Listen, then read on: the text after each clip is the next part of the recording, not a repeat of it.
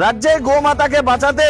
গোরক্ষক বাহিনীর সম্মেলন নিউ টাউনের রবীন্দ্র তীর্থে একেবারে মানুষের যেমন সংগ্রাম, তাছাড়াও দিল্লির একের পর এক নেতৃত্বদের নিয়ে এবং এ রাজ্যের নেতৃত্বদেরকে নিয়ে একেবারে কর্মী সম্মেলন হচ্ছে রাজ্যের একেবারে উপনগরীর নিউ টাউনের বিশ্ব বাংলার কাছে যে রবীন্দ্র তীর্থ, সেখানে কিন্তু গোরক্ষক বাহিনীদের একেবারে যে নেতৃত্ব রয়েছেন তাদেরকে নিয়ে এই কর্মী সম্মেলন। একেবারে রাজ্যের গোরক্ষক বাহিনীর মাইনরিটি সেলের সভাপতি ইব্রাহিম মোল্লা বাপি তানার উদ্যোগে একেবারে এই যে নিউ টাউনের রবীন্দ্র তীর্থয় কিন্তু এই গোরক্ষক বাহিনীর একেবারে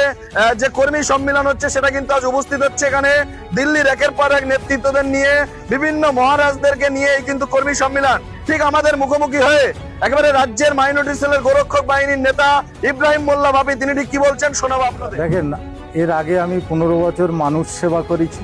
মানুষের সঙ্গে কাজ করেছি। সেই অভিজ্ঞতা নিয়ে, কারণ কাজ করতে করতে অনেক ভুল ত্রুটি মানুষের হয়, তাই আজকে দিনে দাঁড়িয়ে আমরা চেষ্টা করছি যে আমাদের গো মাতা তাদেরকে যেভাবে দিন দিন অবহেলায় ঠেলে দেওয়া হচ্ছে, তাদেরকে ঠিক রাখার জন্য আমরা এই গো সেবার সঙ্গে দায়িত্ব নিয়েছি এবং গো সেবা সংঘ যাতে সারা পশ্চিমবাংলায় ভালো মজবুত জায়গা তৈরি করতে পারে এবং এই সংঘের যারা আমাদের নেতা নেত্রী যারা যুক্ত হচ্ছেন, আগামী দিনে আমরা ভালো দিশা এবং গো মাতাকে নিয়ে করব, সেই সঙ্গে সঙ্গে আগামী প্রজন্মের মানুষদেরও আস্তে আস্তে আমরা ভালো জায়গায় আনার চেষ্টা করব। শুধু গো মাতার উপরে আমরা করব না, সঙ্গে সঙ্গে আপনারা যেটা বলেন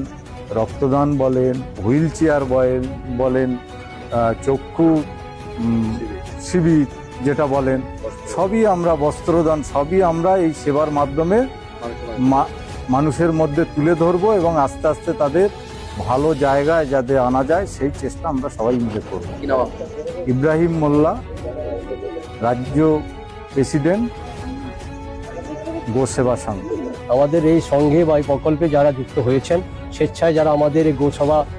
সঙ্গে যুক্ত হয়েছেন, গো সেবক হিসাবে তারা এসেছেন, তাদেরকে সম্মান জানানোর জন্য একটি পরিচয়পত্র দেওয়া হয়েছে। কারণ তারা আমাদের সঙ্গে আমাদের পরিবারের সঙ্গে তারা সম্পৃক্ত হয়েছেন, তাই তাদের পরিচিতি হিসাবে একটা করে কাগজ আমরা সার্টিফিকেট তুলে দিয়েছি এবং সেই সার্টিফিকেটটি তার যে আমাদের সঙ্গের সদস্য তার সেটা পরিচয় বহন করবে এবং সেই সার্টিফিকেটের প্রদানের পরই তাকে তার যে এলাকায় উনি আছেন, ব্লক,